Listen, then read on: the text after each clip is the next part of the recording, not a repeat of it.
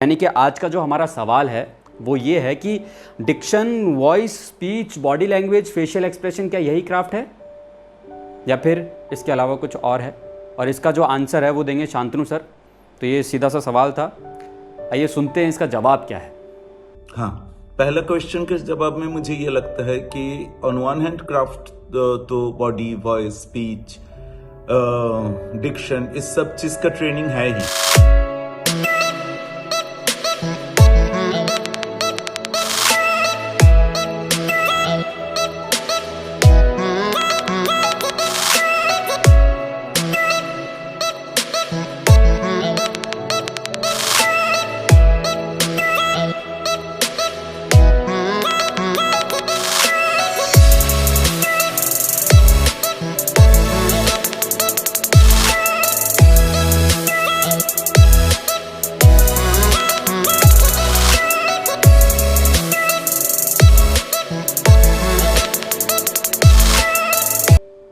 हाय जी, मेरा नाम अरविंद है और मैं एक एक्टर हूँ, यानी कि कलाकार हूँ। तो आज हम बात करेंगे इस वीडियो में क्राफ्ट के बारे में कि बेसिकली एक एक्टर का क्राफ्ट होता क्या है। मुझसे बहुत सारे लोगों ने पूछा कि आप डिक्शन पर वीडियो बनाइए, स्पीच पर बनाइए, वॉइस पर, बॉडी लैंग्वेज पर, इनके ऊपर वीडियो बनाइए ताकि हमें इनके बारे में थोड़ा सा पता चले। तो सबसे पहले ये जानना ज़्यादा ज़रूरी है कि ये हमारे क्राफ्ट को कितना स्ट्रॉन्ग करते हैं ये चीज़ें, क्या यही क्राफ्ट है? क्योंकि आपने है ना बहुत सारी वीडियोज़ देखी होंगी यूट्यूब पे, या जितनी भी वर्कशॉप्स हैं वो देखी होंगी कि हम स्पीच पर काम कराते हैं, हम डिक्शन पर काम कराते हैं, हम वॉइस पर काम कराते हैं, हम बॉडी लैंग्वेज पर काम कराते हैं, फेशियल एक्सप्रेशन पर काम कराते हैं। तो ये कितना इंपॉर्टेंट है क्राफ्ट के लिए? मतलब कि ये चीज़ें देखकर हमें ऐसा लगता है कि यही है क्राफ्ट। तो क्या सचमुच यही क्राफ्ट है या फिर कुछ और है? तो यानी कि आज का जो हमारा सवाल है वो ये है कि diction, voice, speech, body language, facial expression, क्या यही क्राफ्ट है या फिर इसके अलावा कुछ और है? और इसका जो आंसर है वो देंगे शांतनु सर। तो ये सीधा सा सवाल था, आइए सुनते हैं इसका जवाब क्या है। हाँ, पहला क्वेश्चन के जवाब में मुझे ये लगता है कि ऑन वन हैंड क्राफ्ट तो बॉडी, वॉइस, स्पीच, डिक्शन, इस सब चीज का ट्रेनिंग है ही।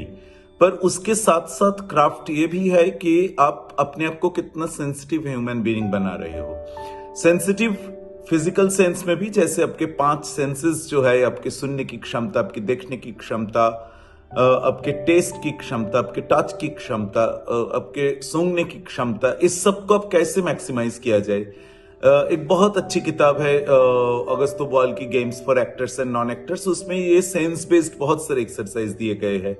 और उसके साथ साथ एज ह्यूमन बीइंग आप कितना सेंसिटिव हो, आपको दुनिया के सुख दुख और लोगों की जिंदगी कितना इफेक्ट करता है, और उस इफेक्ट करने के रास्ते में आप कितना आगे बढ़ सकते हो, आप कितने सेंसिटिवली दूसरे इंसान के बारे में सुन सकते हैं, उनके सुख दुख को आप अपने अंदर ले सकते हैं। ये भी क्राफ्ट का एक बहुत बड़ा पार्ट है। तो जैसा कि शांतनु सर ने कहा कि जो स्पीच, डिक्शन, ये सब है, ये एक पार्ट है हमारे क्राफ्ट का, पर जो बहुत ज़्यादा इंपॉर्टेंट है वो सेंसेस है। यानी कि आप कितने ज़्यादा अफेक्ट होते हैं किसी के इमोशन से, कितने ज़्यादा सेंसिटिव हैं, आपके सेंसेस कितने एक्टिव हैं, इनके बारे में बाद में बात करेंगे क्योंकि ये बहुत बड़ा टॉपिक है, बहुत इंपॉर्टेंट भी है। अभी इनके बारे में बात कर लेते हैं जिनसे हमने स्टार्ट किया था। तो हमारे पास कितने टॉपिक्स हैं? 5 हैं, जिसमें पहला आता है कि वॉइस, फिर उसके बाद स्पीच, डिक्शन, बॉडी लैंग्वेज और फेशियल एक्सप्रेशन। फेशियल एक्सप्रेशन पर एक अलग से वीडियो बनाया है मैंने, जो आएगा 2-3 हफ्ते में, दूसरे हफ्ते में या तीसरे हफ्ते में बेसिकली, क्योंकि उस पर बहुत सारे सवाल पूछे गए थे, इसलिए मैंने एक अलग ही वीडियो बना दिया। तो अभी बात करते हैं वॉइस, स्पीच, डिक्शन और बॉडी लैंग्वेज की। तो बेसिकली वॉइस क्या होती है? वॉइस यानी आपकी आवाज़। तो हम जैसे एक्टर्स या फिर बहुत सारे एक्टर्स ये चाहते हैं कि उनकी आवाज़ बहुत ज़्यादा डीप हो जाए, बेस बढ़ जाए। क्यों चाहते हैं? क्योंकि बहुत सारे एक्टर्स हैं जिनकी आवाज़ है ना ऐसी ही है, डीप है। उनको लगता है कि शायद ये आवाज़ जो है ना बहुत हेल्प करती है एक्टिंग में, पर ऐसा नहीं है। ये ऐसा क्यों नहीं है? क्योंकि मुझे ऐसा लगता है कि सबकी आवाज़ है ना बहुत डिफरेंट होती है, यूनिक होती है, हमें उसे चेंज करने की ज़रूरत नहीं है। क्योंकि ऐसे बहुत सारे कैरेक्टर्स हैं जिनकी आवाज़ पतली है, तो अब अगर सब डीप आवाज़ कर लेंगे सारे एक्टर्स, तो जो रियलिस्टिक कैरेक्टर्स हैं जिनकी आवाज़ पतली है, उनका रोल कौन प्ले करेगा कैमरे के सामने? वो भी तो ज़रूरी है ना, हमारी रियल लाइफ में एग्जिस्ट करते हैं ना वो लोग। तो फिर अपनी आवाज़ को चेंज करने की ज़रूरत नहीं है आपको। आपकी जैसी आवाज़ है, क्योंकि वो आपको डिफरेंट बनाती है, यूनिक बनाती है। तो आवाज़ पे सिर्फ 2 ही चीज़ें जो इंपॉर्टेंट हैं, यानी कि आपको सामने वाले को है ना आपकी आवाज़ जो सुनाई देनी चाहिए साफ, और खराश नहीं होनी चाहिए, इतना काम करना चाहिए। 10 से 15 मिनट रोज़ करेंगे तो भी काफ़ी है। अब आ जाते हैं स्पीच के ऊपर। स्पीच यानी कि शब्दों को बोलने का तरीका। एक मोनोलॉग दे दिया, उसमें कहाँ कहाँ पॉजेज आएंगे, किस शब्द पर कितना जोर डाला जाएगा, ये सारी चीज़ें, ये होता है स्पीच। कैसे फ्रेम कर हम डायलॉग को बोल रहे हैं, मोनोलॉग को बोल रहे हैं, ये स्पीच होता है। तो हमें लगता है कि स्पीच अगर बहुत अच्छी होगी तो एक्टिंग भी बहुत अच्छी हो जाएगी, पर ये भी ऐसा भी नहीं है। एक छोटा सा एग्जांपल देता हूँ।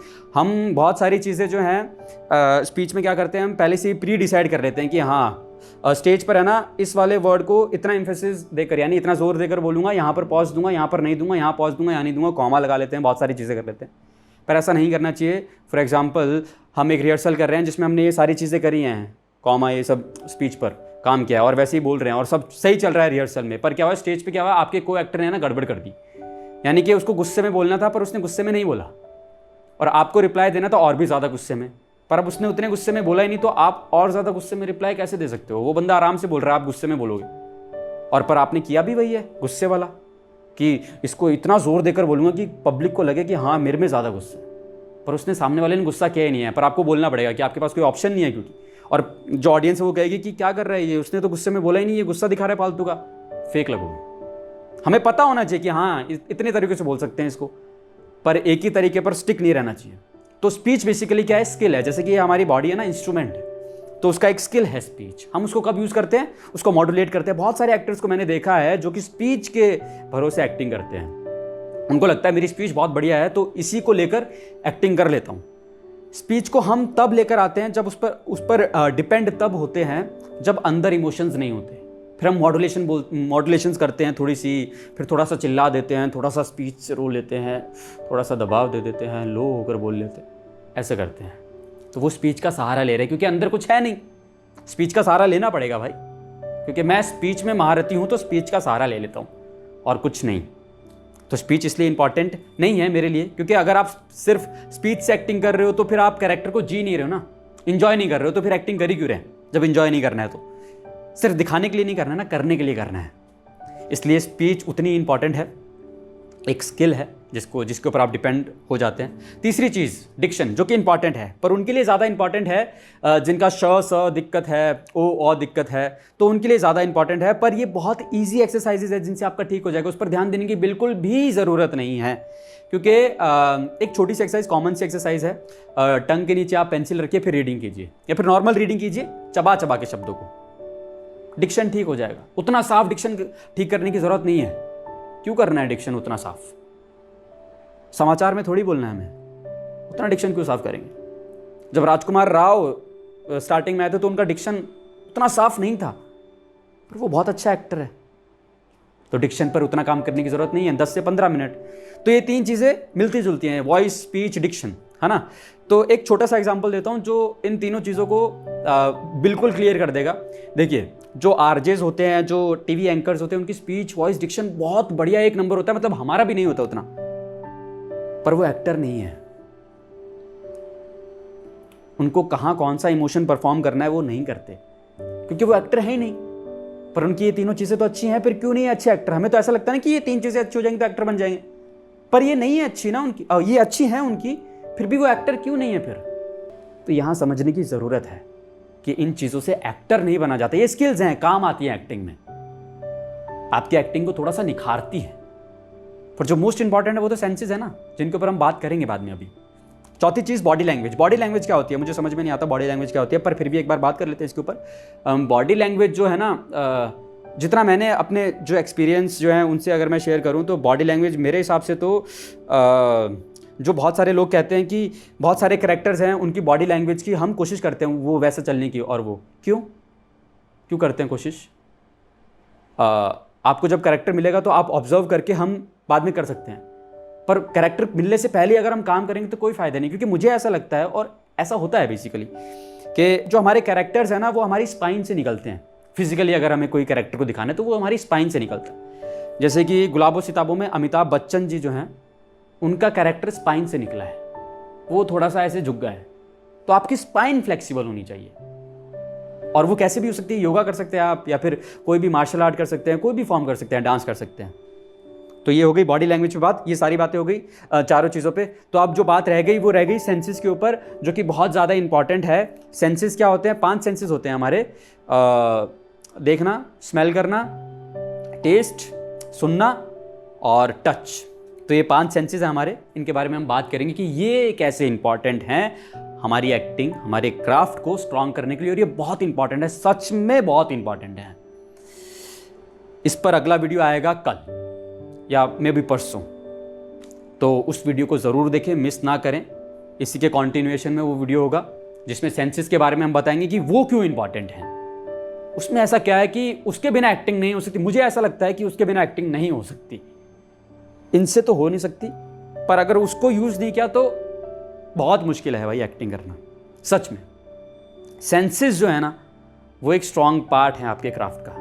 वहीं से सबकी शुरुआत है और अंत तो है ही नहीं इसका। तो इसके बारे में बात करेंगे अगले वीडियो में। तब तक के लिए अलविदा। और हाँ, वो सवाल जो हैं यार, वो सवाल आप पूछ सकते हैं कमेंट सेक्शन में, या फिर आप मुझे DM भी कर सकते हैं मेरे इंस्टाग्राम पर। उसका जो लिंक है वो डिस्क्रिप्शन बॉक्स में है। अगर आपको वीडियो पसंद आया तो लाइक, सब्सक्राइब, शेयर कीजिए, मुझे मोटिवेशन मिलती है अगली वीडियो बनाने के लिए। Thank you so much, bye.